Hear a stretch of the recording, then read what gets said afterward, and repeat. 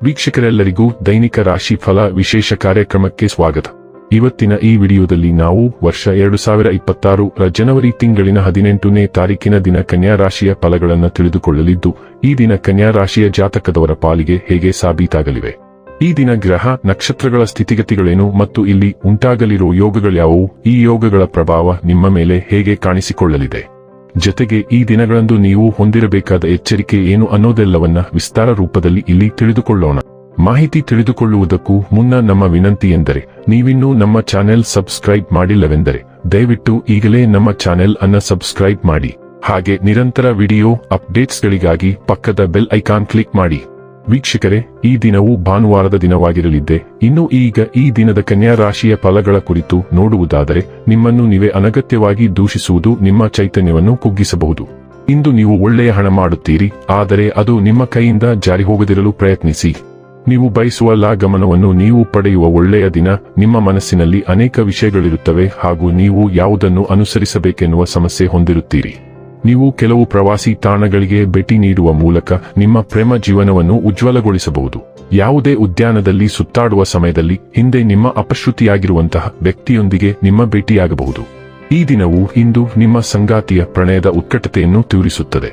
ಇಂದು ನಿಮ್ಮ ಮನಸ್ಸು ಧಾರ್ಮಿಕ ಕಾರ್ಯಗಳಲ್ಲಿ ಲೀನವಾಗಿರುತ್ತದೆ, ಇದರಿಂದ ನೀವು ಮಾನಸಿಕ ಶಾಂತಿಯನ್ನು ಅನುಭವಿಸುತ್ತೀರಿ.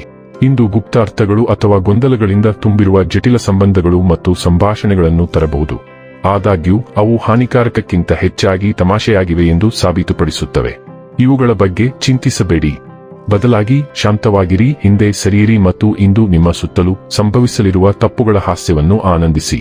ಆರೋಗ್ಯಕರ ಹಾಸ್ಯದೊಂದಿಗೆ ದಿನವು ನಿಜಕ್ಕೂ ತುಂಬಾ ಆಹ್ಲಾದಕರವಾಗಿರುತ್ತದೆ. ಆರೋಗ್ಯ ಮತ್ತು ಸ್ವಾಸ್ಥ್ಯ ಬಗ್ಗೆ ತಿಳಿದುಕೊಳ್ಳೋಣ.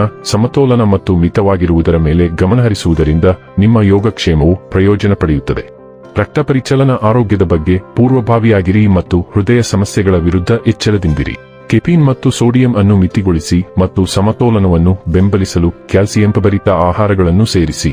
ಆಮ್ಲಕ್ಷಾರಿಯ ಮಟ್ಟಗಳ ಬಗ್ಗೆ ಜಾಗರೂಕರಾಗಿರಿ, ಏಕೆಂದರೆ ಅಸಮತೋಲನವು ನಿಮ್ಮ ಶಕ್ತಿ ಮತ್ತು ಒಟ್ಟಾರೆ ಯೋಗಕ್ಷೇಮದ ಮೇಲೆ ಪರಿಣಾಮ ಬೀರಬಹುದು.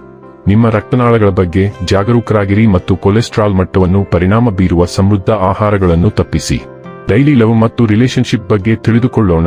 ಉಳಿದವರಲ್ಲಿ ಉತ್ತಮವಾದದ್ದನ್ನು ಆಯ್ಕೆ ಮಾಡಲು ನೀವು ಗೊಂದಲಕ್ಕೊಳಗಾಗಿದಂತೆ ಕಾಣಿಸಬಹುದು. ಕಡಿಮೆ ಸಮಯದಲ್ಲಿ ನಿರ್ಧಾರಗಳನ್ನು ತೆಗೆದುಕೊಳ್ಳುವುದು ನಿಮ್ಮ ಸಹಜ ಸಾಮರ್ಥ್ಯವಲ್ಲ, ಆದರೆ ಈ ಬಾರಿ ನೀವು ಅದನ್ನು ಮಾಡಬಹುದು. ಆದರೆ ಸರಿಯಾದ ಆಯ್ಕೆಗೆ ಹೋಗುವುದು ನಿಮ್ಮ ಹೃದಯವನ್ನು ಅನುಸರಿಸುವಷ್ಟು ಸುಲಭ. ಹೃದಯದಲ್ಲಿ ಶ್ರೀಮಂತರಾಗಿರುವವರನ್ನು ನೋಡಿ ಮತ್ತು ಹಾಗೆ ನಟಿಸುವ, ಆದರೆ ಇಲ್ಲದವರ ಹೃದಯದಲ್ಲಿ ಏನಿದೆ ಎಂಬುದನ್ನು ಅರ್ಥಮಾಡಿಕೊಳ್ಳುವುದು ಉತ್ತಮ ಮಾರ್ಗವಾಗಿದೆ. ವೃತ್ತಿ ಮತ್ತು ಹಣ ಬಗ್ಗೆ ತಿಳಿದುಕೊಳ್ಳೋಣ. ನಿಮಗೆ ಹತ್ತಿರವಿರುವ ಯಾರೋ ಒಬ್ಬರಿಂದ ನೀವು ಪರಮಾತ್ಮನ ಸಂದೇಶಗಳನ್ನು ಪಡೆಯುತ್ತಿದ್ದೀರಿ. ಅವರನ್ನು ಸ್ವೀಕರಿಸಿ ಮತ್ತು ಅವರಿಂದ ಮಾರ್ಗದರ್ಶನ ಪಡೆಯಿರಿ.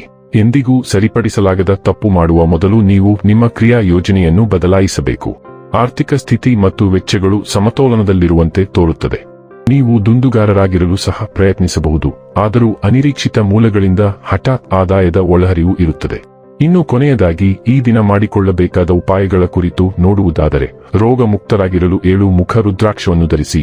ವೀಕ್ಷಕರೇ, ಇದಾಗಿತ್ತು ಕನ್ಯಾ ರಾಶಿಯ ಜಾತಕದವರ ದೈನಿಕ ರಾಶಿ ಫಲದ ಮಾಹಿತಿ ಇಷ್ಟವಾದರೆ ವಿಡಿಯೋವನ್ನು ಲೈಕ್ ಮತ್ತು ಶೇರ್ ಮಾಡಿ. ಹಾಗೆ ಚಾನೆಲ್ ಸಬ್ಸ್ಕ್ರೈಬ್ ಮಾಡುವುದರ ಜೊತೆಗೆ ನಿರಂತರ ವಿಡಿಯೋ ಅಪ್ಡೇಟ್ಸ್ಗಳಿಗಾಗಿ ಪಕ್ಕದ ಬೆಲ್ ಐಕಾನ್ ಕ್ಲಿಕ್ ಮಾಡಿ.